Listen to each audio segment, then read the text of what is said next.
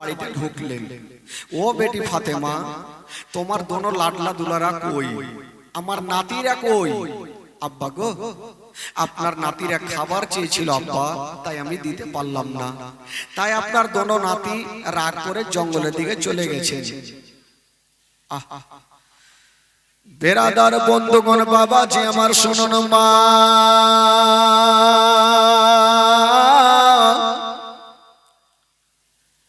যেমন এই কথা শুনতে নাই আমার নবীর অন্তর কানা ফেটে গেল।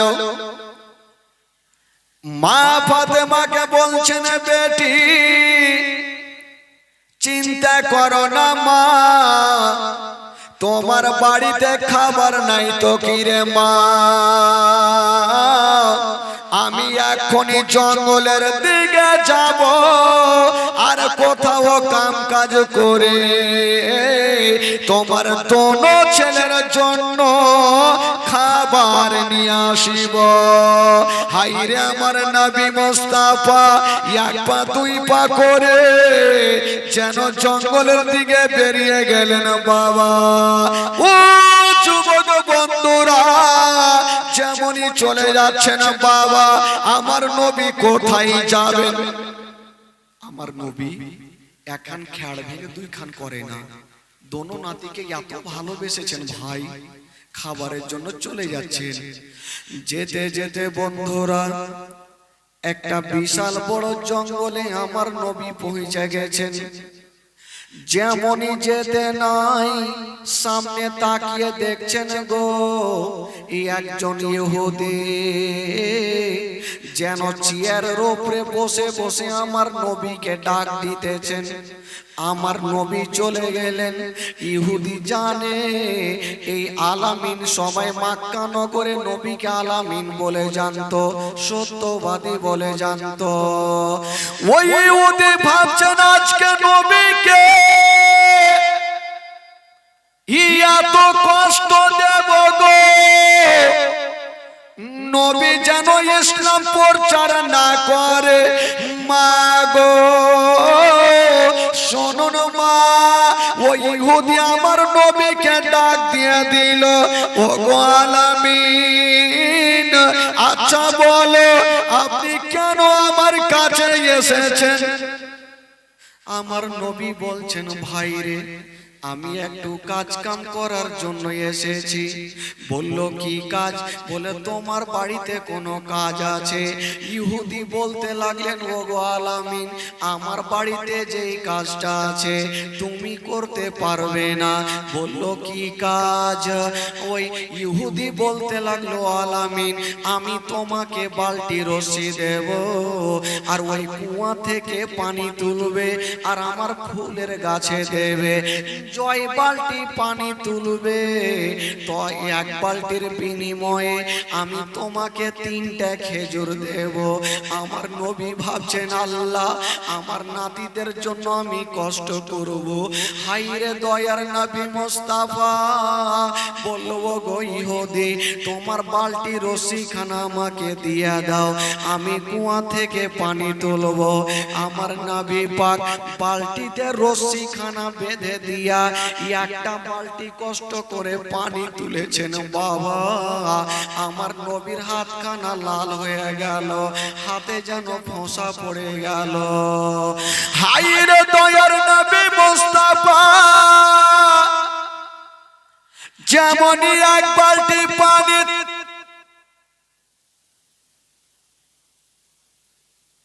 তুলেছেন বাবা, আমার নবীর হাতখানা লাল হয়ে গেল, হাতে ফোঁসা পড়ে গেল। হায়রে দয়ার নবী মুস্তাফা সহ্য করতে পারে না, সেই নবী না হলে।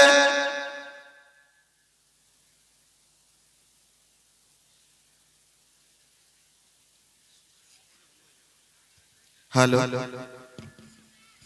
আমি কষ্ট করে আর 9 বালতি পানি তুলব। এক এক করে করে যখন 9টা বালতি পানি হয়ে গেল, পানি তুলছে আর আমার নবী ফুলের গাছে দিচ্ছেন। এই করে করে লাস্টের বালতি যেমনই পানিতে ডুবাতে গেছে, বাবা গো অর্ধেকটা তুলেছে। কি এমন হয়ে গেল যে রশ্মিখানা দিয়ে বালতিটা তুলতেছিল, ওই রশ্মিখানা ছিঁড়ে বালতি যেন কুয়াতে পড়ে গেল। যেমনই কুয়াতে পড়ে গেছে, হায়রে ইহুদি আমার নবীর কাছে দৌড়িয়ে চলে গেল। ও আলামিন বলো, আমার বালতি কেন তুমি পানিতে ফেললে বলো? আমার নবী বলছে, ভাই রে, আমি তোমার বালতি নিজে থেকে ফেলি নাই, আমাকে 5টা মিনিট সময় দাও, আমি বাড়ি যাব আর কিছু কাঁটা নিয়ে এসে তোমার বালতিটাকে আমি তুলে দেব। এই কথা বলতে নাই, মুখের কথা মুখে থাকলো গো। ওই ইহুদি বাবা গো এত জোরে আমার নবীর গালে তামাচা চালিয়ে দিল। যেমনই আমার নবীর গালে বাবা তামাচা চালিয়ে দিয়েছে, মা আমার নবীর গালে তামাচা চালিয়ে দিয়া আমার নবীর সাদা গালে যেন 5টা আঙুলের দাগ বসে গেল। যেমনই দাগ বসে গেছে, হায়রে আমার নবীর চেহারা আসমানের চন্দ্রতে দাগ আছে গো, আমার নবীর চেহারাতে কোনো দাগ নাই। যেমনই তামাচা মেরেছে না, আমার নবীর গাল লাল হয়ে গেছে। বাবা গো আমার নবীর চোখ দিয়ে যেন পানি ঝরে গেল। হায়রে নবী আমার যেন কাঁদতে আরম্ভ করেছেন, আল্লাহ আমি কোনো অন্যায় করিনি গো আল্লাহ। বালতি রশি ছিঁড়ে যাওয়ার ফলে আমার গালে তামাচা মেরেছে, আল্লাহ গো আমি সহ্য করতে পারি না। যেমনই তামাচা চালিয়েছে, ও যুবক বন্ধুরা, যদি কেউ আমার গালে মারে গো, আমি নিজের হাতখানা আমার গালে দিয়ে দেব। কিন্তু আমার নবী রাহমাতুল্লিল আলামিন কেমন ছিলেন, নিজের হাতখানা নিজের গালে দিলেন না। বাবা গো ওই ইহুদির হাতখানা ধরে বলছে, ভাই রে, তুমি তো আমার গালে এত জোরে তামাচা মেরেছো, তোমার হাতে কি ব্যথা হয়ে আছে? বাবা গো আমার নবী মুস্তাফা ইহুদির হাতখানা ধরে যেন বাবা সাহালিয়ে দিচ্ছে। ওই নবীকে কেমন করে ভুলবেন গো, যেই নবী নিজের গালে না হাত দিয়া ইহুদির হাতখানা ধরে সাহালাচ্ছে। যেমন ইহুদির হাতখানা ধরেছেন বাবা, ওই ইহুদি কাঁদতে লেগেছে, জানি না ওই নবীর দিলে এত দয়া এত ময়া। নবীকে মারলাম, নবী নিজের গালে হাত দিয়া আমার হাতখানা সালিয়ে দিচ্ছেন। আমার নবী বলছে, ভাই রে, তোমার হাতে ব্যথা হয়েছে। ইহুদি কোনো কথা বললেন না, কয়েকটা খেজুর দিয়া বাড়ি কানতে কানতে গেল। আর আমার নবী মুস্তাফা 30টা খেজুর নিয়া আস্তে আস্তে যেন বাড়ি ঢুকে গেল। ডাক দিচ্ছেন, বেটি ফাতেমা, ওরে বেটি ফাতেমা, একটু বাইরে আসো, আমি তোমার ছেলেদের জন্য খাবার নিয়ে এসেছি। মা যেমনই খাবার দিতে যাবে গো, খেজুর দিতে যাবে, ফাতেমা লক্ষ্য করে দেখছে না আমার নবী একখানা হাতকে নিজের গালের মধ্যে রেখেছে। ফাতেমা বলছেন, আব্বা গো, আপনার একখানা হাত গালে কেন রেখেছেন? আপনি একবার গাল থেকে হাতখানা টানুন। আমার নবী বলছেন, বেটি রে, আমি হাতখানা যদি টেনে নি তবে তোমার পা থেকে জমিন সরে যাবে মা, আমি টানতে পারবো না মা। হায়রে নবী নন্দিনী ফাতেমা বলছেন, আব্বা গো, আব্বা যতক্ষণ আপনি হাতখানা টানবেন না আমি খেজুর খানা নেব না। যেমনই হাতখানা আমার নবী টেনেছেন বাবা, হাইরে নবী নন্দিনী ফাতেমা বাপের চেহারা খানা দেখছেন আর বলছেন আব্বা গো আপনাকে কি এমন এত জোরে তামাচা মেরেছে আব্বা, আপনার গালে 5টা আঙ্গুলের দাগ বসে গেছে গো আব্বা। ওরে যুবকেরা রে, যেই নবী না হলে আসমান জমিন সৃষ্টি হতো না, যেই নবী না হলে গাছপালা সৃষ্টি হতো না, ওই নবী মুস্তাফার গালে তামাচা দিয়ে আমার নবীর গালটা যেন লাল লাল হয়ে গেছে। হাইরে নবী নন্দিনী ফাতেমা বাপের গালখানা সাহালিয়ে দিচ্ছেন আর বলছেন আব্বা গো কোন দুরাচার আপনার গালে তামাচা মেরেছে আব্বা। আমার নবী বলছেন বেটি রে, আমাকে যে মেরেছে রে মা, আমি তাকে ক্ষমা করে দিয়েছি রে মা। মা বেরাদার বন্ধুরা, বাপ বেটিতে কথা চলছে গো, আর এ মামা হাসান হোসেন যেন চলে আসিল। নানা গো, নানা নানা আপনার গাল লাল কেন নানা?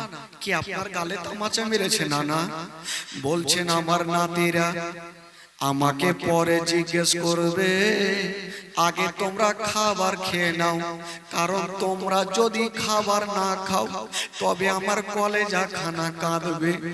বাবা গো, হাইরে নবী মুস্তাফা দোনো নাতিকে খাবার খাওয়াচ্ছেন বাবা, কতটা ভালোবেসেছিলেন মা। বেরাদার বন্ধুরা, হাই ও গো মা বোনেরা, মা ফাতেমা বাপের হাতখানা সাহালিয়ে দিচ্ছে না আর বলছেন আব্বা গো আপনাকে যে মেরেছে তার বিচারটা কি হবে আব্বা? তবে বেরাদার বন্ধুরা, যে ইহুদি আমার নবীকে তামাচা মেরেছিল তার কি অবস্থা হয়েছিল বাবা? যে আমার নবীকে তামাচা মেরে যখন বাড়ি ঢুকলো বন্ধুরা, উনার বিবি বলছেন স্বামী গো আপনি যেই লোকটাকে তামাচা মেরেছেন ওই লোকটা সাধারণ হতে পারে না, ওই লোকটা হলো শেষ জামানার নবী, আপনি কেমন করে তামাচা মারলেন? বলছেন বিবি রে দেরি করো না, আমার বিচার, আমি একটা বিশাল বড় অন্যায় করে ফেলেছি। যে নবীর দিলে এত দয়া এত ময়া, যে নবীকে আমি তামাচা মেরেছি ওই নবী নিজের হাতখানা নিয়া আমার হাতখানা সাহালিয়ে দিয়েছে। ওটা সাধারণ ছেলে হতে পারে না, ওটা হলো শেষ জামানার নবী। তবে ইহুদি বলেছিল রে বিবি রে, মানুষ যখন অন্যায় করে তখন তার শাস্তি দেয়।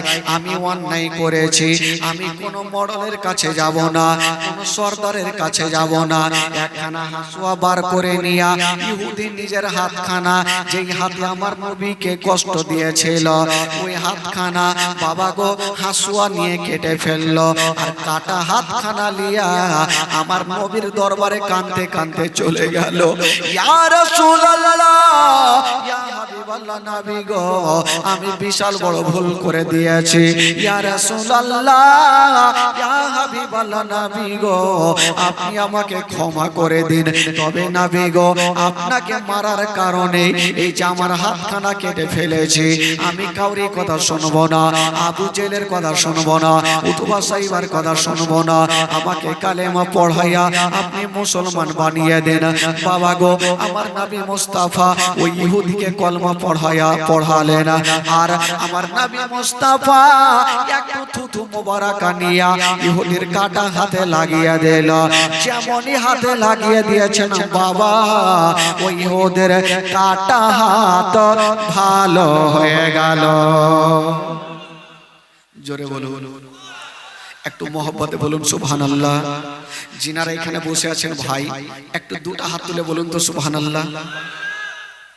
আপনাদের ঘুম লাগছে নাকি? ঘুম লাগছে? একটু বলুন, হ্যাঁ করুন।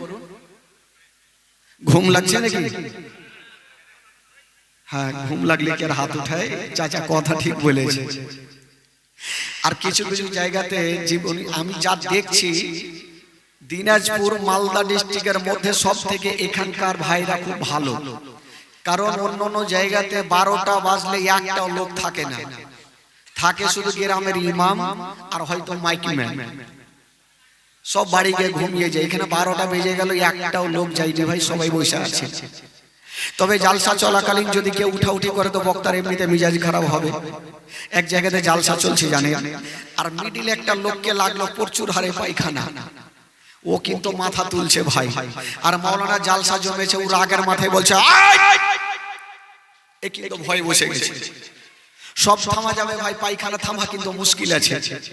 আবার মাথা তুলছে, 10 মিনিট পর আবার মাওলানা বলছে ওই, আবার বসে গেছে। এই লোকটা ভাবলো বাড়িতে ঘুমাইতাম ভালো ছিল, কোন মাওলানার জালসা শুনতে আসলাম যে এই পায়খানাই বন্ধ করে দিল। হঠাৎ করে কারেন্টটা কিন্তু চলে গেছে, এই ভাবলো অন্ধকারে ভাগতে হবে। এ উঠে ভাই সামনে চলে এসে দেখছে কোন দিকে যাব, চতুর্দিকে লোক আছে। 8 নম্বরের জুতা পড়েছিল, এ জুতাতে কাম সেরে দিয়ে মিডিলে যে বসে গেছে। মাওলানা সাহেব, এ বান্দা সারা রাত থাকবে, ভাগবে না। ভাগবে কেন, ও তো কাম সেরে ফেলেছে। আর আসলে জানেন ওই জুতাটা সাধারণ লোকের ছিল না, যে মাওলানা জালসা করছিল ওয়ারি জুতা। মাওলানা সাহেব ভাবলো জালসা শেষ করে বাড়ি যেতে হবে, যেমন স্টেজ থেকে নেমে পা ভরেছে তো খাচাং করে উঠেছে। এই শীত কুণ্ঠে থেকে আসলো রে ভাই। তো যাকে ভাই, আপনাদের মনটা এখন চাঙ্গা হয়ে গেছে, একটু মনটা চাঙ্গা করতে হবে, কারণ রাত 12টা বেজে গেলে এমনিতে 12টা বাজে, তো মনটা চাঙ্গা করতে হবে। এবার এই যে আপনারা এতগুলো দান করেছেন, এটা জালসা হচ্ছে মসজিদের উন্নতি কল্পে, নাকি মসজিদ না মাদ্রাসা? মসজিদ উন্নতি কল্পে জালসা। তবে একটা ছোট্ট করে দান সম্পর্কে ঘটনা হবে, আমার মা বোনদের ঘটনা। মা গো একটু শুনেন মা, ঈমান তাজা হবে মা, আর আপনাদেরই ঘটনা, শিক্ষার মা। আচ্ছা এই গ্রামের নামটা কি গো?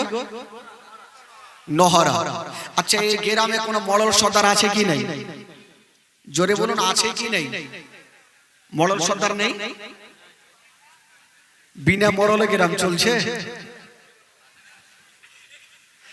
আছে আছে, তবে হয়তো কেউ মানে না, হতে পারে। হ্যাঁ,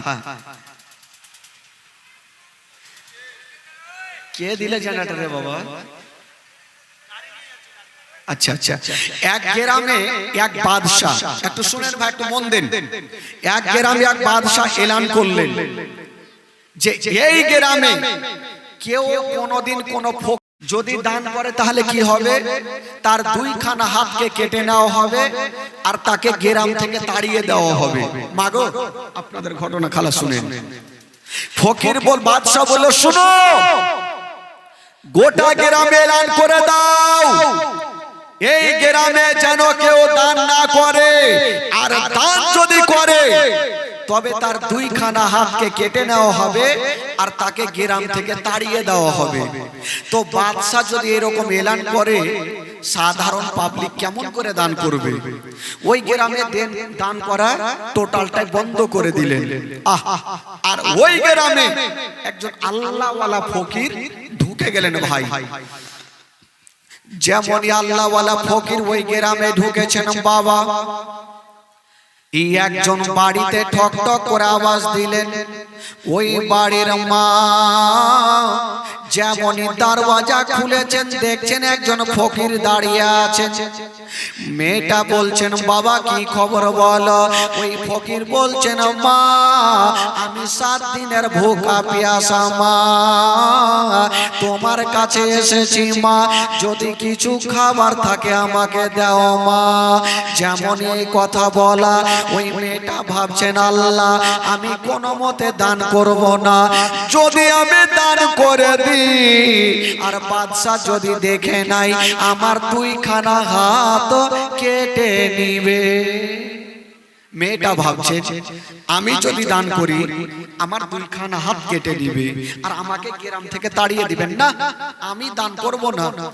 মেয়েটা যেন দরওয়াজা লাগিয়ে দিয়েছেন বাবা। ওই ফকির কাঁদতে কাঁদতে আর একটা বাড়িতে গেল, উনিও দরওয়াজা লাগিয়ে দিয়েছেন বাবা। এই করে করে সারা দিন ঘুরেছেন, কেউ ফকিরকে খাবার দিল না। ফকির ভাবছেন, আল্লাহ আমি সারা দিন ঘুরলাম, কেউ আমাকে খাবার দিল না। সামনে আর একটা বাড়ি ছিল, ওই বাড়ির মা 5 ওয়াক্ত নামাজ পড়তেন বাবা, নামাজ কখনো ছাড়ে না। ওই বাড়ির মা 5 ওয়াক্ত নামাজ পড়তেন, উনি নামাজ কখনো ছাড়তেন না। মা গো, নামাজ পড়লে কি হয় মা শুনেন। ওই মেয়েটা নিজের স্বামীর জন্য মাত্র 2টা রুটি তৈরি করে রেখেছেন, যে স্বামী যখন আসবে স্বামী স্ত্রী বসে বসে আমরা রুটি খাবো। আর ওই মুহূর্তে ওই ফকির ওই বাড়িতে খটখট করে আওয়াজ দিয়েছেন বাবা। যেমনই আওয়াজ দিয়েছেন বন্ধুরা, ওই মেয়েটা নামাজ পড়তেছিলেন, ডান দিকে সালাম ফিরায়া, বাম দিকে সালাম ফিরায়া, যেমনই দরওয়াজা খুলেছেন বাবা, দেখছেন একজন আল্লাহওয়ালা ফকির দাঁড়িয়ে আছেন। ওই মেয়েটা বলছেন বাবা কি খবর? ফকির বলছেন মা, আমি 7 দিনের ভুকা পেয়াসা মা, আমার পেটে দানা নাই পানি নাই মা, আমি এসেছি মা, যদি তোমার বাড়িতে কিছু খাবার থাকে আমাকে দাও মা। ওই মেয়েটা কাঁদতে লেগেছেন, আল্লাহ আমার স্বামীর জন্য মাত্র 2টা রুটি রেখেছি, আল্লাহ আমার স্বামীকে খাবার দেব, কিন্তু আমি ফকিরকে কেমন করে ঘুরাবো, আল্লাহ গো আমি ফকিরকে ঘুরাতে পারবো না। মেয়েটা কাঁদতে কাঁদতে বাবা গো দরওয়াজা লাগিয়ে দিয়েছেন। ফকির বাইরে কাঁদে আর মেয়েটা ঘরের মধ্যে কাঁদে। মেয়েটা ভাবছেন আল্লাহ আজকে যদি আমি ফকিরকে ঘুরিয়ে দিই, কাল হাসরের মাঠে আমার নবীর সামনে মুখ দেখাতে পারবো না, তবে আল্লাহ গো আমি খাবার তো দিতে পারবো না। মেয়েটা ভাবছেন আজকে যদি আমি ফকিরকে ঘুরাই, তবে কাল হাসরের মাঠে আমার নবীর সামনে আমি দাঁড়াবো কেমন করে? আর ফকিরকে যদি খাবার দিই আর বাদশা যদি দেখে, আমার 2খানা হাতকে কেটে নিবে, আল্লাহ আমি কোন দিকে করব, কি করব? মেয়েটা ভাবছেন আল্লাহ আমার নসিবে যাই হোক না হবে, আমি ফকিরকে ঘুরাতে পারবো না। বাবা গো দরওয়াজা খুলেছেন আর ফকিরকে বলছেন বাবা আপনাকে আমি খাবার দিতে পারি, তবে একটা শর্ত আছে। বলে মা কি শর্ত বলো? বলছেন বাবা গো আপনাকে আমি রুটি দেব, কিন্তু এখানে খেতে হবে না, কোন জঙ্গলে গিয়ে খাবে না, যেন বাদশা দেখতে না পায়। ওই ফকির বলছেন মা ঠিক আছে তুমি আমাকে খাবার দাও। যেমনই খাবার দিতে যাবে বাবা গো কথাই বলে, যেখানে বাঘের ভয় হয় সেইখানে বাঘের সঙ্গে দেখা হয়। যেমনই 2টা রুটি দিতে গেছে, বাদশার একটা চেলা দূর থেকে দেখে ফেললো, বাদশাকে খবর জানালো, ওগো বাদশা নামদার ওই মেয়েটা দান করেছে। বাদশা বলল যাও মেয়েটাকে ধরে আমার কাছে আনো। মেয়েটাকে আনা হইল। ওরে মেয়েরে বলো তুমি দান কেন করেছো বলো। মেয়েটা কাঁদতে কাঁদতে বলতে লাগলেন ওগো বাদশা নামদার আমি কোনোদিন ফকিরকে ঘুরাইনি, আজকেও ঘুরাতে পারলাম না। বাদশা বলল কেছো গো? মেয়েটাকে গাছের সঙ্গে বেঁধে দাও আর মেয়েটার 2খানা হাতকে কেটে নাও। যেমন এই কথা বলতে নাই মেয়েটা বাদশার পায়ে পড়ে গেল, ওগো বাদশা নামদার দয়া করে আমার হাত 2খানা কাটিয়েন না। কেন পায়ে পড়েছিল মা? ওই মেয়েটার কোলে একটা 3 মাসের দুধ খাওয়া বাচ্চা ছিল। মেয়েটা ভাবছেন আল্লাহ আমার হাত 2খানা যদি কেটে নাই, আমার কোলের বাচ্চাকে আমি কেমন করে দুগ্ধ পান করাবো? মেয়েটা কাঁদছেন আর বলছে বাদশা নামদার যদি পারেন আমাকে গ্রাম থেকে তাড়িয়ে দেন, কিন্তু আমার হাত 2খানা কাটিয়েন না। বাদশা বলল না অন্যায় করেছো, শাস্তি তোমাকে নিতে হবে। যেমন এই কথা বলতে নাই মেয়েটাকে গাছের সঙ্গে বেঁধে দিল আর বাবা গো তরবারি চালিয়ে দিল। যেমনই তরবারি চালিয়েছে মা মেয়েটার হাতে পড়ে গেল, 2খানা হাত কেটে যেন জমিনে পড়ে গেল। যেমনে জমিনে পড়ে গেছে ওই মেয়েটা কাটা হাত দিয়ে যেন বাবা রক্ত শুরু হয়ে গেল। একটু হাত কাটলে বাবা কতটা রক্ত চাই। মেয়েটার কাটা হাত দিয়া যেন চরচর করে রক্ত ঝরে গেল। একটু হাত কাটলে কতটা রক্ত যায়, দুইখানা হাত কেটে গেছে, ঝরঝর করে মেয়েটার রক্ত ঝরছে। বাদশা বলল যাও মেয়েটার কাটা হাত নিয়ে ওই বিশাল বড় নদীতে ভাসিয়ে দাও। কাটা হাত দুইখানাকে নিয়ে গেল আর বিশাল বড় নদীতে ভাসিয়ে দিল। যেমনই ভাসিয়ে দিয়েছে বাবা গো, বাদশা বলল কে আছো গো, মেয়েটাকে ধাক্কা দিয়া আমাদের গ্রাম থেকে তাড়িয়ে দাও। যেমনই ধাক্কা দিয়ে তাড়িয়ে দিচ্ছে, মেয়েটা বলছেন বাদশা নামদার দয়া করে আমাকে তাড়াইয়েন না, কারণ এই গ্রামে শ্বশুর বাড়ি, আমার মায়ের বাড়ি, অন্য জায়গাতে আমার কেউ নাই। বাদশা বলল না, অন্যায় করেছো, শাস্তি তোমাকে নিতে হবে। মেয়েটাকে তাড়িয়ে দিচ্ছেন বাবা। একটু দূর আগিয়ে গিয়েছে, একটা লোক বলল বাদশা নামদার মেয়েটা তো চলে যাচ্ছে, ওই 3 মাসের বাচ্চাটার কি করা হবে, বাচ্চাটাকে কি জবাই করে দিব? বলল না না, যাও মেয়েটাকে ডাকো। মেয়েটাকে ডাকা হইল, একখানা গামছা নিয়ে আসা হইল, আর 3 মাসের যে বাচ্চাটা ছিল, বাচ্চাটাকে গামছাতে একটু টাইট করে বেঁধে দিল আর মেয়েটার কোলে ঝুলিয়ে দিল। আর বাদশা বলল যাও ওই মেয়েটাকে তাড়িয়ে দাও। যেমন এই কথা বলতে নাই, মেয়েটার কোলে বাচ্চাটা ঝুলছে বাবা, টাকা দিয়ে তাড়িয়ে দিল। ও গো জননী মা, কোন দিকে যাবেন বাবা? হাইরে দরদিনী মা, বাবা বিশাল বড় জঙ্গলে পৌঁছে গেল। যেমনই জঙ্গলে পৌঁছে গেছেন বাবা, একটা জঙ্গলে পৌঁছে গেল, একটা পাথরের উপরে বসে গেছে। 1 ঘন্টা হয়ে গেল, 2 ঘন্টা হয়ে গেল। হঠাৎ করে যে বাচ্চাটা গামছাতে বাঁধা ছিল, ওই বাচ্চাটা হাউমাউ করে কাঁদতে আরম্ভ করলো। আমার মা বহিনেরা জানে, যখন বাচ্চা বাচ্চি মায়ের কোলে কাঁদবে গো, ওই বাচ্চাকে সঙ্গে সঙ্গে স্থানে লাগা, দুগ্ধ পান করাবে। মেয়েটার তো হাত নাই, কেমন করে বাচ্চাকে দুগ্ধ পান করাবে, কেমন করে স্থানে লাগাবে? ওই মেয়েটা কাঁদতে লেগেছে, আল্লাহ ও গো রব্বুল আলামিন, আমার হাত নাই, আমি কেমন করে বাচ্চাকে স্থানে লাগাবো?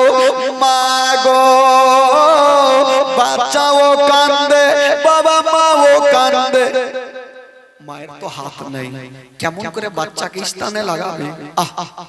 হঠাৎ করে বন্ধুরা মা চিন্তা করছেন, আল্লাহ দুগ্ধ তো দূরের কথা, যদি অল্প পানি পেতাম তবে আমার সন্তানের হুল কমে দিতাম, আমার সন্তানের জীবনটা বেঁচে যেত। কিন্তু পানি পাবো কোথায়? বিশাল বড় জঙ্গলে মা দৌড়াদৌড়ি শুরু করেছেন বাবা। হঠাৎ করে একটা বিশাল বড় নদী দেখা গেল। মেয়েটা ভাবছেন, আল্লাহ আমি নদীর পানি আমার সন্তানের মুখে দেব, কিন্তু নদীতে বড় বড় ঢেউ চলছে বাবা, কোনো মানুষ নামতে পারে না, এত ভয়ঙ্কর নদী। কিন্তু মেয়েটা ভাবছেন, আল্লাহ আমার সন্তানকে বাঁচার জন্য আমি নিজের জানের পারোয়া করব না, আমি নিজের জানের পারোয়া করব না। ওই মেয়েটা বলছেন, ওরে লাটলা দুলারা, ওরে কলে যারা পারা, তুমি কান্দিও না বেটা, আমি সব সহ্য করে নিব বেটা, তোমার চোখের পানি আমি সহ্য করব না। হাইরে দরদিনী মা, পানি চোখে দেখতে পাচ্ছে গো, কিন্তু ভাবছেন, আল্লাহ আমার তো হাত নাই, আমি কেমন করে পানি তুলব আর আমার সন্তানের মুখে দেব? হাইরে দরদিনী মা, ভাবছেন, আল্লাহ গো আমার হাত নাই, আমি কেমন করে পানি তুলে আমার সন্তানের মুখে দেব? বাবা গো, মা কাঁদছে, কিন্তু সন্তানও কাঁদছে।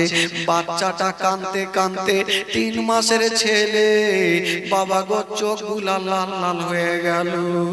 24 ঘন্টা হয়ে গেল, হুলকুমে দুগ্ধ গেল না। মেয়েটা ভাবছেন আল্লাহ আমার হাতখানা যদি থাকতো আমি পানি তুলে আমার সন্তানের মুখে দিয়ে দিতাম। মেয়েটা ভাবছেন আল্লাহ আমার হাত নাই তো কি, আল্লাহ তুমি আমার মুখখানা দিয়েছো, আমি এক হাঁটুতে পানি নামবো, এক হাঁটুতে নেমে যাব। আর যেমনই এক হাঁটু পানিতে নামবো একটু ঝাপড়ে গিয়া নিজের মুখে পানি তুলবো আর আমার মুখের পানি খানা আমার সন্তানের মুখের সামনে ছাড়বো। আমার পানি খানা মুখের পানি খানা আমার সন্তানের মুখে পড়বে, হুলকুমে যাবে, হুলকুমটা ভিজে যাবে, আমার সন্তানের জীবনটা বেঁচে যাবে।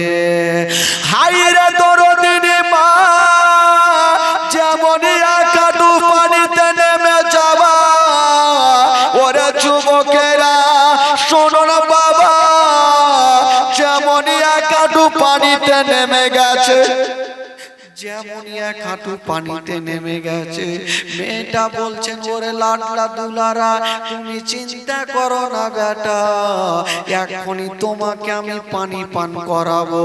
ও গো মা, ওই মেয়েটা যেমনই ঝাপড়ে গিয়া বাবা গো মুখে পানি তুলেছে, বাচ্চার মুখের সামনে ছাড়তে যাবে, যেমনই মুখে পানি তুলে শুধু লম্বা হয়ে দাঁড়াতে গেছে, পানি চলছে ঢেউ বড় বড়। বাবা গো নসিবে কি ঘটে গেল, যে বাচ্চাটা গামছাতে বাঁধা ছিল গামছার গিটটা কেমন ভাবে খুলে গেল, আর ওই কোলের বাচ্চা ভয়ঙ্কর নদীতে পড়ে গেল। যেমনই নদীতে পড়ে গেছে, মায়ের চোখের সামনে বাচ্চা যেন পানিতে ডুবছে আর উঠছে রে বাবা, একবার পানিতে ডুবছে আর একবার বাচ্চা মাথা তুলছে। মায়ের চোখের সামনে বাচ্চা যেন ছটপট করে করে কাঁদছে। হায়রে দরদিনী মা,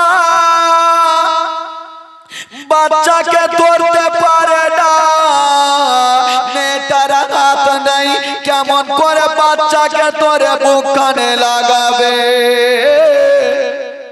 মেয়েটা ধরতে পারে না, বাচ্চা পানিতে ডুবছে আর উঠছে। হঠাৎ করে বন্ধুরা বাচ্চা যেন কোথায় ডুবে গেল, কোথায় হারিয়ে গেল।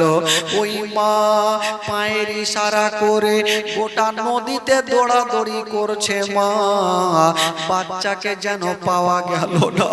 কাঁদতে কাঁদতে মেয়েটা নদী থেকে উঠে গেল আর কাঁদছে, আল্লাহ গো আজকে যদি ফকিরকে আমি দান না করতাম আমার 2খানা হাতকে কাটা হইতো না, আমার কোলের বাচ্চা নদীতে পড়তো না। দোয়া করছেন আল্লাহ তুমি ছাড়া কেউ নাই, তুমি ছাড়া কেউ সহেও নাই আল্লাহ। যেমনই দোয়া করা ওই মেয়েটার দোয়া আল্লাহর দরবারে কবুল হয়ে গেল। দুটা ছোট ছোট বাচ্চা মেয়েটার কাছে এসে দাঁড়িয়ে গেল। ওই বাচ্চাগুলো এসে বলছে না মা গো, ও গো জননী মা, মা তুমি কেন কাঁদছো মা? মেয়েটা বলছে না বাবা রে আমার সন্তান ডুবে গেছে তাই আমি কাঁদছি রে বাবা। ওই বাচ্চা ছেলেগুলা বলছে না মা গো তুমি চিন্তা করো না মা, আমরা এখনই যাব আর তোমার সন্তানকে তুলে এনে তোমার বুক কানে ফিরিয়ে দিব। ওই মেয়েটা বলছে না রে বাবা আমার সন্তান চলে গেছে, আমি মা সহ্য করে নেব, তোমরাও যদি ডুবে যাও তোমার মা সহিতে পারবে না। বাচ্চা বাচ্চা ছেলেরা মেয়েটার কথা শুনলো না, একটা বাচ্চা বাবা পানিতে ঝাঁপ দিয়ে দিল। বাবা গো 5 মিনিট পর উঠে আসিল, খালি হাতে আসলো না। ওই যে কিছুক্ষণ আগে বাদশা মেয়েটার হাতকে কেটে যে নদীতে ভাসিয়েছিল, বাবা গো ওই সন্তানটা 2খানা কাটা হাতকে নিয়ে আসিল। মেয়ের কাটা জায়গাতে লাগিয়ে দিল, সঙ্গে সঙ্গে মেয়েটার কাটা হাত ভালো হলো। আর একটা বাচ্চা পানিতে ডুব দিল, বাবা গো খালি হাতে আসলো না, 5 মিনিট পর উঠে আসিল।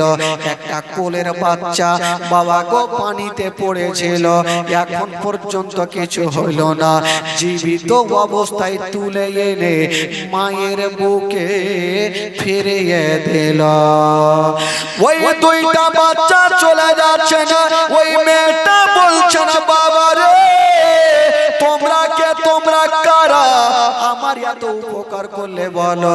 ওই বাচ্চাগুলা বলছে মা গো তুমি কি চিনতে পারলে না মা, তুমি কি চিনতে পারলে না? বলো না রে বাটা না, তোমরা কে? ওই কোনো ছেলে বলছে না মা যার দান করার কারণে তোমার 2খানা হাতকে কেটেছিল মা, আমরা হলাম সে 2টা রুটি মা, আমরা হলাম 2টা রুটি মা। তবে বেরাদার বন্ধুরা একটা কথা বলে দি বাবা, মা গো যদি আপনাদের বাড়িতে মা কোনো ফকির যায় মা, তবে ধিক্কার দিয়ে তাড়াবেন না, যদি বেশি না পারেন তবে অল্প দিয়ে বুঝাবেন, যদি না থাকে ভালো কথা বলে সান্ত্বনা দেবেন, ফকিরকে কেউ অমান্য করবেন না। ওই আল্লাহওয়ালা যদি আপনার জন্য দোয়া করে দেয় মা, তবে আল্লাহর রহমতে আপনার দোয়া কি বলে ওই ফকিরের দোয়া আল্লাহর দরবারে কবুল হয়ে যাবে, আপনার বেড়া পার হয়ে যাবে। বেড়াদার বন্ধুগণ বাবা, ওগো ভাই বাবা জিরা, তবে একটা কথা বলে দিই বাবা, যেই সন্তান মা যদি সন্তানকে হারিয়ে দেয় তবে মা মার ব্যথা ভালো করে জানে। ও যুবক বন্ধুরা, আমি আয়াত তেলাওয়াত করেছিলাম, ইন্নাদ্দীনাল ইসলাম, ইসলাম ধর্ম হলো মহান ধর্ম। এই আয়াতকে লক্ষ্য করে একটা ঘটনা আপনাদের সঙ্গে শোনাতে চাই। তবে বেরাদার বন্ধুরা যিনারা বসে আছেন সুন্নি মুসলমান, একবার গোটা মাজমাজ জোরে সোরে দরুদ পড়ুন, আল্লাহুম্মা সাল্লি আলা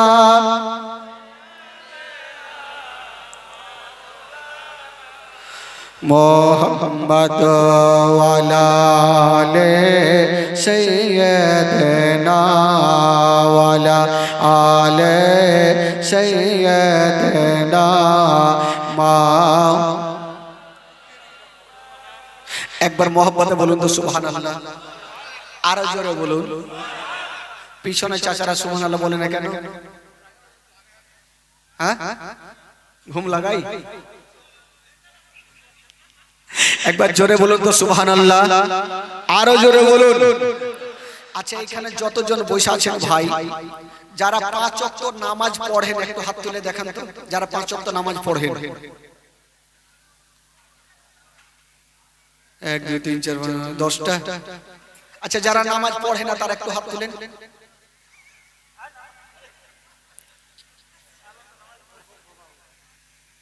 যারা পড়ে না তারা তুলে না, তুলে না, লজ্জা কিসের আছে?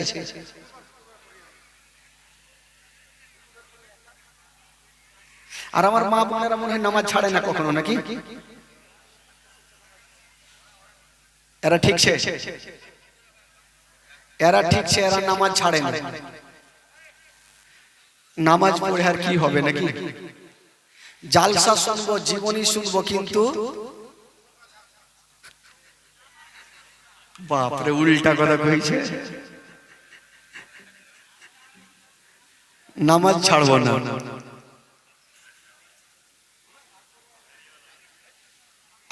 সুবহানাল্লাহ। নামাজের কথা বলতে গেলে ঠিক সেরকমই হয় ভাই। একটা লোক জীবনে নামাজ পড়েনি, ওই লোকটাকে একটা গ্রামের মেম্বার এসে বলছে, আপনাদের গ্রামে তো আর মরণ নেই যে মনের কথা বলবো, মেম্বার এসে বলছে ওই এদিকে আসো। আসলো, বলে তুমি নামাজ পড়ো কোনোদিন? বলে না ভাই আমি তো জীবনেও নামাজ পড়িনি। বলে আজ থেকে তুমি 40 দিন নামাজ পড়ো, আমি তোমাকে 10,000 টাকা দিব। তো মেম্বারের মনের ধারণা এই লোকটাকে যদি টাকার লোভ দিই, লোভ না কি বলে আপনাদের ভাষায়, কি বলে? লোভী বলছে নাকি? তো টাকার লোভ দিই তো লোকটা নামাজ ধরবে, 40 দিন যদি নামাজ পড়ে অভ্যাসটা হয়ে যাবে, নামাজ ছাড়বে না। মেম্বার এমনিতে বলেছে, আর এই লোকটা ভাবলো বাপরে 40 দিন নামাজ পড়ে 10,000 পাবো, তো পড়বো না কেন? পাক্কা 40 দিন পড়ে মেম্বারের সামনে হাজির, হে মেম্বার সাহেব টাকা দেন। মেম্বার সাহেব কিসের চিন্তা করছে, কিসের টাকা রে বাবা? বলে আপনি ভুলে গেছেন 40 দিন নামাজ পড়লে 10,000 দিবেন, আজকে 40 দিন পুরিয়ে এসেছি। বলে দেখো ভাই টাকার জন্য তো বলিনি, আমি এমনি বলেছিলাম যাতে তোমার অভ্যাসটা লেগে যায়। তো লোকটা বলছে মেম্বার সাহেব আমি জানতাম 40 দিন নামাজ পড়লে আপনি টাকা দেবেন না, ঠকবেন, এই জন্য আপনাকে মারাত্মক জিনিস ঠকেছি।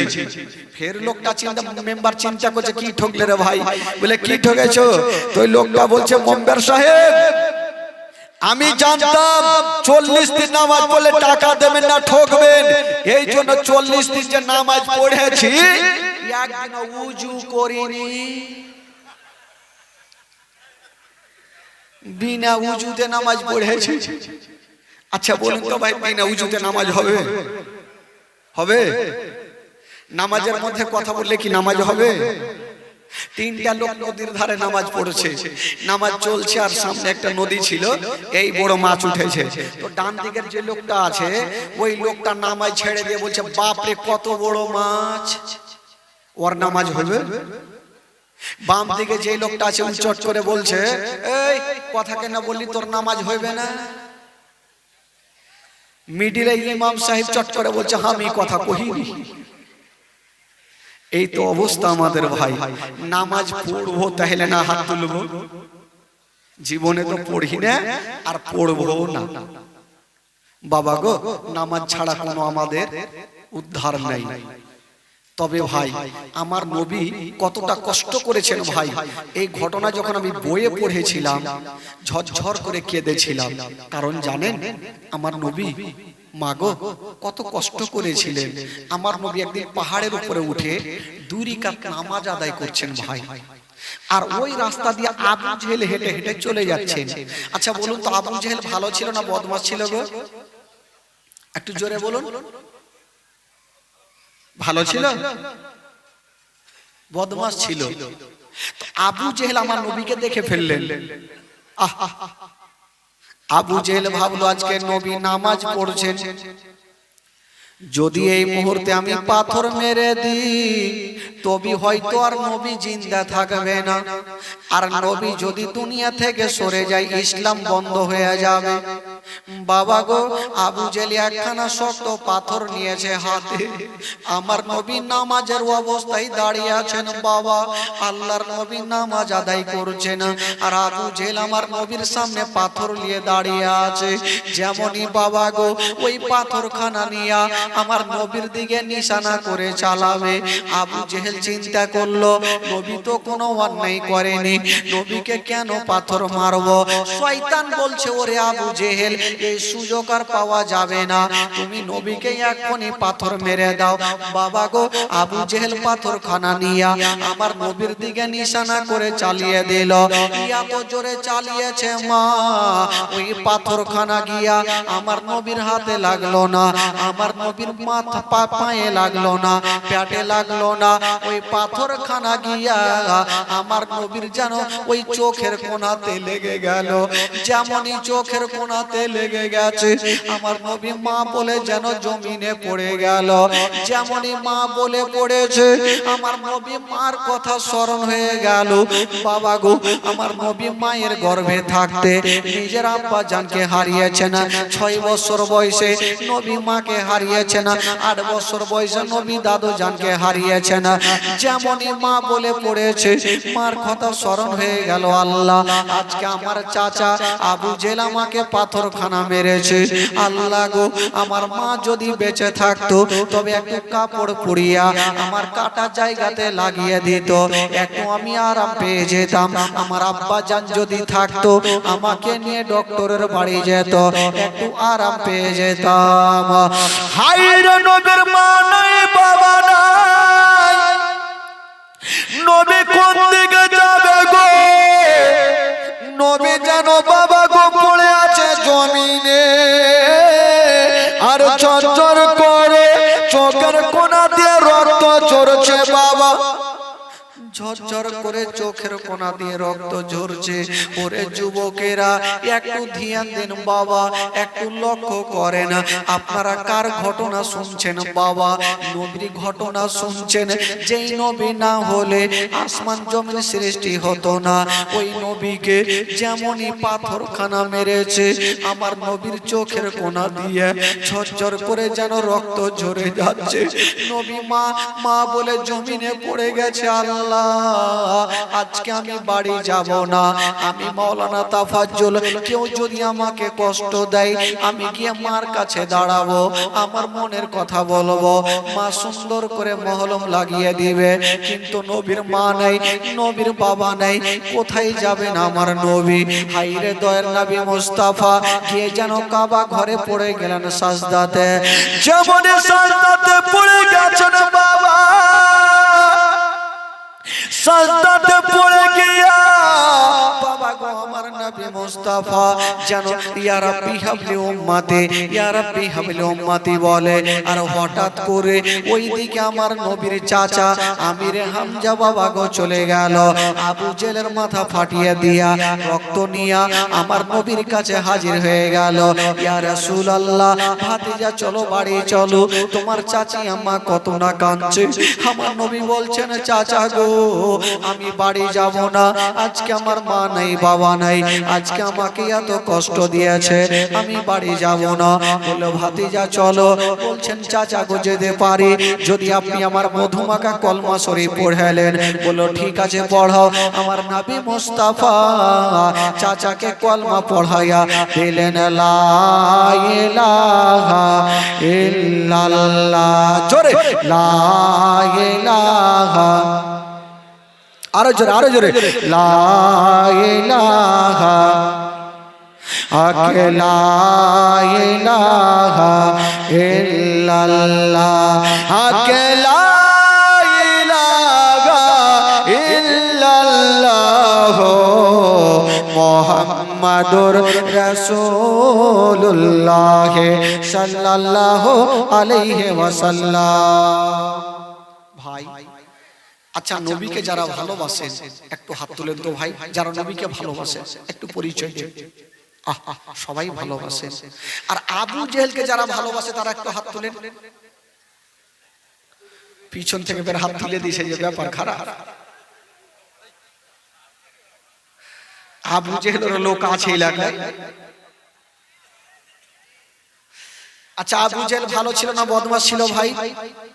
একটু জোরে বলতে হবে। আবু জেহেল একদিন মিটিং বসালো যে নবীকে কেমন করে মারবো। শয়তান বহুত রকম থাকে ভাই, কিন্তু আবু জেহেল শয়তান কেমন ছিল একটা মারাত্মক ঘটনা। আবু জেহেল একদিন মিটিং বসালো যে এক কাজ করো, নবীকে কি করে মারবো।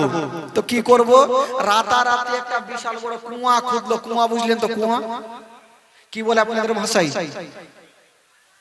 হ্যাঁ, কুই কুই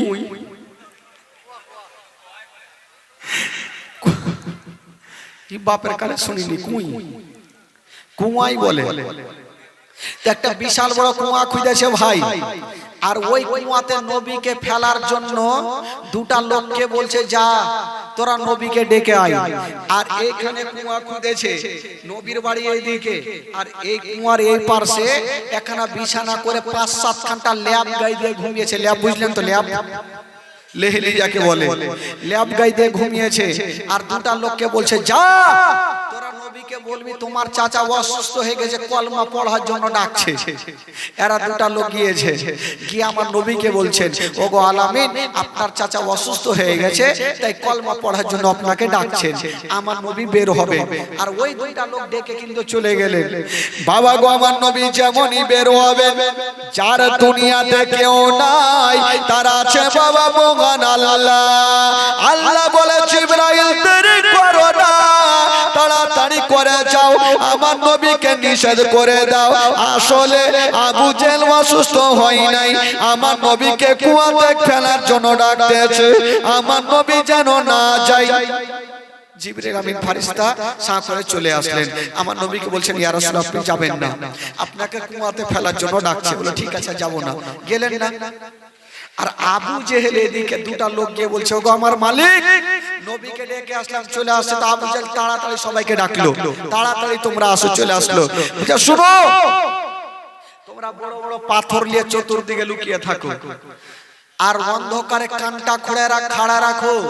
যখন দেখবে যে ধাপাং করে একটা শব্দ কানে যাবে, তখন তোমরা বুঝে যাবে যে নবী কুয়াতে পড়ে গেছে।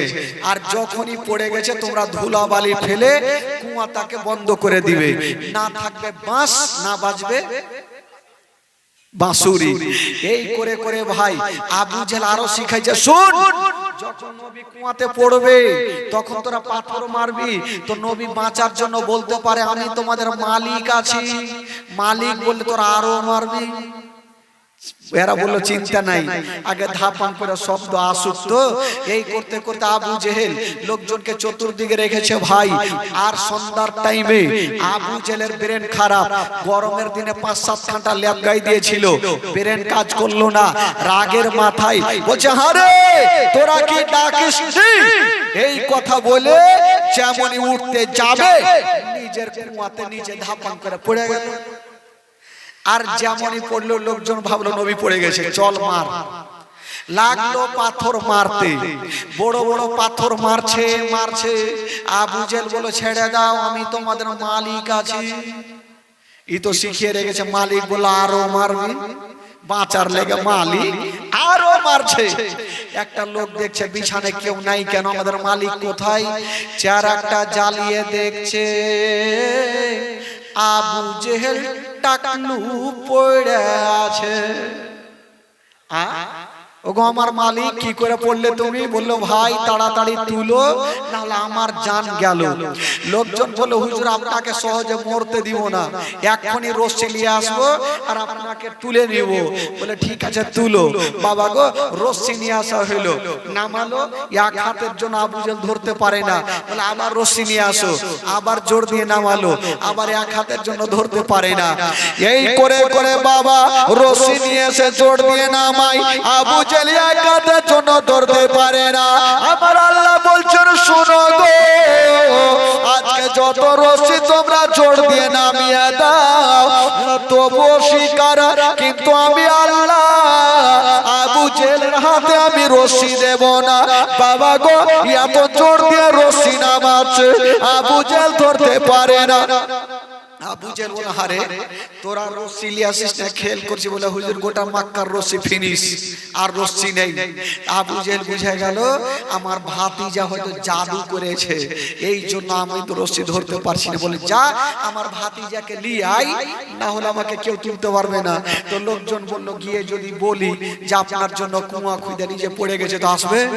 বলে, ধুর পাগলা, এগুলা কথা বলিস না, বলবি অন্ধকারে পড়ে গেছে তাই ডাকলো। এরা গেল, বলছে, ও আলামিন, আপনার চাচা অসুস্থ হয়েছিল, কুয়াতে পড়ে গেছে তাই আপনাকে ডাকছে। তো আবু জেহেল কেন কুয়াতে পড়েছে আমার নবী জানে কি জানে না? বাবা জোরে বলুন, জানে কি জানে না? তো আমার নবী তো রাহমাতুল লিল আলামিন, আমার নবী চলে আসলেন। যেমনই আসছেন বাবা বলছেন, চাচা। বলো, কি হলো রে বাছা? চাচা, এই অন্ধকার কুয়াতে কেমন করে পড়লে চাচা? বলে, ভাতিজা পরে বলবো, আগে তুলো, না হলে আমার জান গেল। আমার নবী বলছেন, চাচা তোমাকে তুলতে পারি, একটা শর্ত আছে। আবু জেহেল ভাবলো আমার কাছে টাকা চাই, পয়সা ধন দৌলত যা চাই দিয়ে দিব, যাতে কলমা পড়তে না বলে। যদি কলমা পড়তে বলে দেয় তাহলে মুশকিল হয়ে গেল। কিন্তু আমার নবী তার অন্য কথা বলবে না। বলছে, চাচা গো, তোমাকে তুলতে পারি যদি আপনি আমার মধুমাখা কলমা শরীফ পড়েলেন। জোরে বলুন সুবহানাল্লাহ। আবু জেহেল ভাবলো যেটা ভয় করছিলাম সেটাই হইলো। এখন যদি বলি পড়বো না, তো ভাতিজা বলবে তোকে তুলবই না। আর ভাতিজা যদি না তুলে, তাহলে পৃথিবীর কেউ তুলতে পারবে না। বলে, ভাতিজা কথা দিলাম পড়বো, আগে তুলে। বলে, পড়বো না, একে পড়তে হবে। তো আবু জেহেল একটু চালাক মানুষ, তো বললো, ভাতিজা রে, অন্ধকার কুয়াতে কেমন করে পড়বো? আমি কথা দিলাম পড়বো, আমাকে তুলো। আমার নবী বুঝে গেল এই কুত্তার দুম সোজা হইবে না, একে তুইলেই দি। আমার নবী বলছেন, চাচা গো, হাতখানা বাড়িয়ে দাও। যেমনই হাতখানা বাড়িয়ে দাও, এই কথা আমার নবী বলছেন, চাচা হাত বাড়াও। আবু জেহেল বলল, হাত বাড়াও। দুনিয়ার রোজ চিলিয়ে এসে তুলতে পারলো না, আর ভাতিজা বলছে হাত বাড়াও। বেটা ফের জাদু করছে, ফুইটা বলছে না হলে তোকে তুলবেই না, বলে চাচা হাত বাড়াও। আবু জেল যেমন হাতখানা বাড়িয়েছে না, আমার নবী হাতখানা নামিয়েছে না, আমার আল্লাহ তাআলা আমার নবীর হাতকে লম্বা করে দিলেন, যেমন লম্বা করে দিয়েছে না বাবা আবু জেলের হাতখানা ধরে বাবা গোটাম দিয়ে আছড় মেরে জমিনে ফেলে দিল। আমার নবী চলে যাবেন, একবার বলে দেখি, বলছে না চাচা, বলো কি হলো বাছা? চাচা চলে তো যাবো চাচা, কলমা পড়ে এলাও। বলে ভাতিজা পড়তাম কিন্তু আর পড়া হইবে না। কেন গো চাচা, তোমাকে তুলে কি ভুল করলাম? বলে না রে ভাতিজা, আমার একটা শিক্ষা হইলো, আজকে আমি বুঝে গেলাম তোমার জাদু এতদিন জানতাম দুনিয়াতে চলে, আজকে বুঝে গেলাম তোমার জাদু অন্ধকার কুয়াতেও চলে। তো শয়তান জীবনে ঠিক হবে না ভাই, আর ঠিক হবেই না এটা জানি। বাবা গো, আবু জেহেল যেমন কুত্তার দুম সোজা, কুত্তার দুমকে কেউ সোজা করতে পারবে? পারবে? মৌলানা সাহেব বলছে যে কুত্তার দুমকে সোজা করবে 10,000। একটা লোক বলে ধুর, সোজা করা কোন ব্যাপার হইলো? গেল নিজের কুত্তাকে গাছের টাইট করে বাইন্ধেছে জিঞ্জির নিয়ে, আর আপনার কি বলে রায়গঞ্জ থেকে 2 লিটার ডালদার তেল নিয়েছে, বিবিকে বলছে বিবি রে তাড়াতাড়ি সোজা কর। একবার বিবি বলছে, স্বামী বলছে, বিবি বলছে, স্বামী বলছে, সারাদিন বলেছে, সন্ধ্যার সময় যেমনই ছাড়ছে তো ঘুর, তো কুত্তার দুম সোজা হবে না। এই যুবক বন্ধুরা, আমার নবী পাক ইসলামের জন্য কত কষ্ট করেছেন ভাই, ইসলামের জন্য কত দুঃখ করেছেন। যারা নবীকে ভালোবাসেন বাবা গো, তবে মুখটা খুলতাম না। বাম্বানা লিল্লাহি মসজিদান বানাল্লাহু লাহু বাইতান ফিল জান্নাত। যে ব্যক্তি আল্লাহর ঘরকে সাজাবে, আল্লাহ তার জন্য জান্নাতে একখান করে ঘর সাজাবে। এই যুবকেরা, একটা করে খোদার বান্দা আমি বলবো ভাই, 2000 টাকা আল্লাহর ঘর